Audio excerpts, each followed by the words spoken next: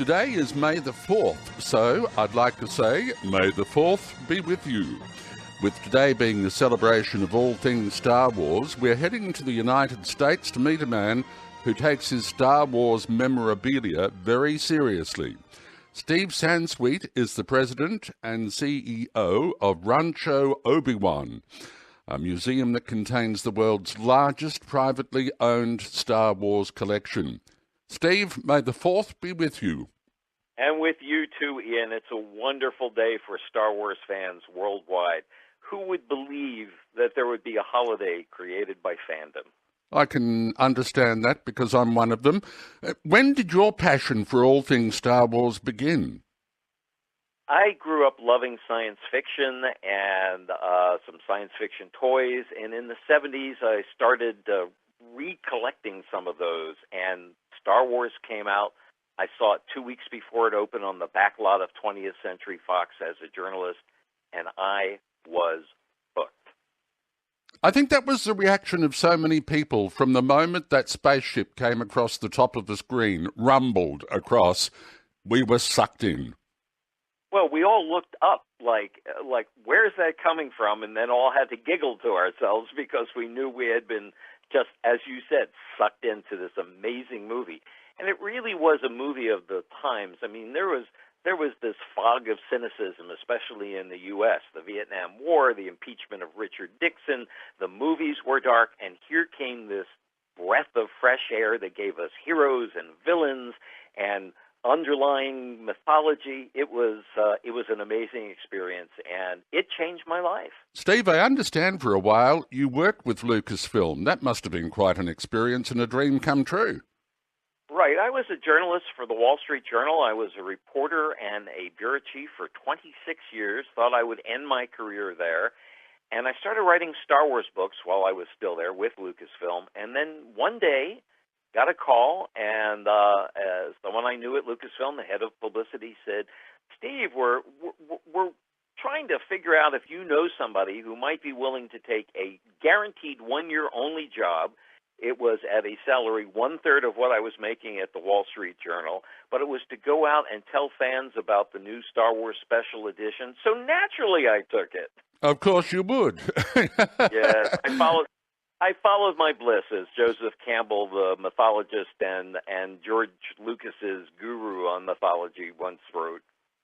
Now, where is Rancho Obi Wan located? We are about an hour north of San Francisco's Golden Gate Bridge, right at the beginning of wine country in Sonoma County and Napa County. Some of the world's best wines come from here. I know Australia has a great wine tradition too. And so we have converted 10,000 square feet of former chicken coops into Rancho Obi Wan.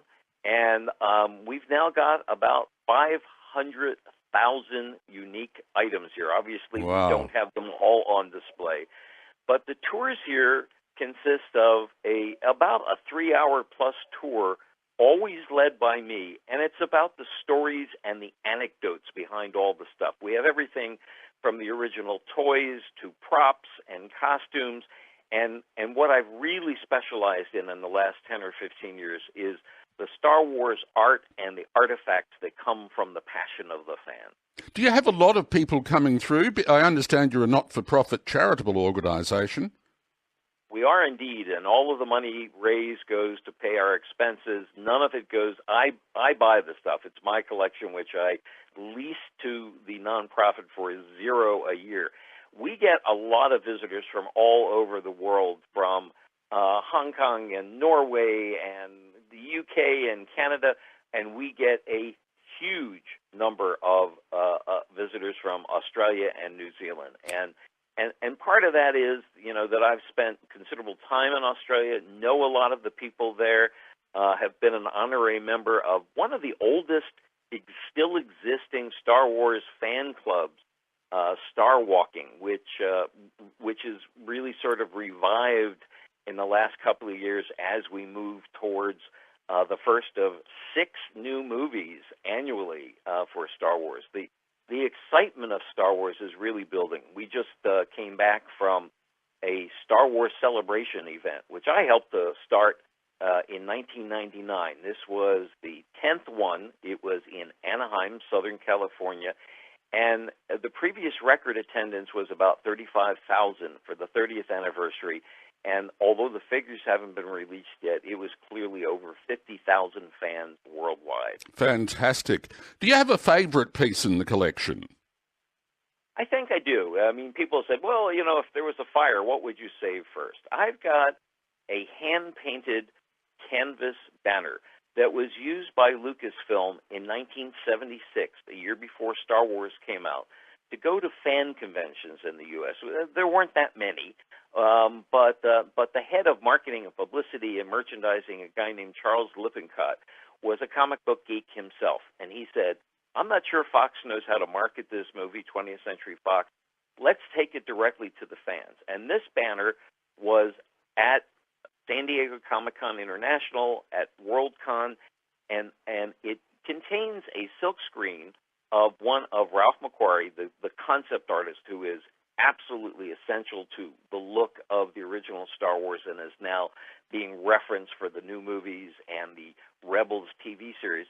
It's a painting of Starkiller, which was a composite character in George's early draft that became partly Luke, partly Han, a little bit of Obi Wan, and a wonderful logo. And when Ralph McQuarrie was here about 8 years ago, he is now passed on, Ralph said, I remember painting that. And I said, wait a second. This is the guy responsible for the look of Star Wars, for doing matte paintings that appeared in the movie. You painted a banner? He said, oh, yeah, I was happy to do anything they asked for me. And besides, I still like that original logo better than the one they came up with. It's a joy just to hear these stories, and it's obvious that you've got an absolute stack of them. It's been a long wait for the next one. There's another Star Wars coming in December. 10 years, yep. Will Star Wars fans such as you and me, I've got high expectations. What are yours like? I have tremendous expectations. The first teaser trailer was exciting. The second trailer, which premiered at Celebration, blew me through the roof. When there was at the end a blackout, and then Harrison Ford and Peter Mayhew as Chewbacca come on, and Ford says, "Chewie, we're home." Oh my God, the emotion in that room that 7,000 plus all over the world. Everybody was just going nuts. And I really trust J.J. Abrams. And of course, Lawrence Kasdan is the co-screenwriter. Lawrence wrote Empire Strikes Back, which many fans consider their favorite Star Wars movie. And Kathleen Kennedy, one of the top producers in the world, as the producer of the movie. And Disney has so much riding on this as the first of their new Star Wars movies. I am really looking forward to it. They've gone out of their way to say, this is a movie like the original ones. We're using less computer graphics and more actual props, and we realize you guys like the characters and the humor, but there sure looks like a heck of a lot of exciting battles going on, and I think it's going to be a very human story. So I am really, really looking forward to it, and trying, unlike when I worked at Lucasfilm for 15 years as head of fan relations and also worked on the first three movies, the prequel movies, and knew everything about it, I'm trying to stay clear of the spoilers and go in just free and watch a Star Wars movie just like I did back in May of 1977. Steve, your enthusiasm is contagious. May the 4th be with you. And with you again, Ian. Thanks a lot. Steve Sansweet. He's the Chief Executive Officer of Rancho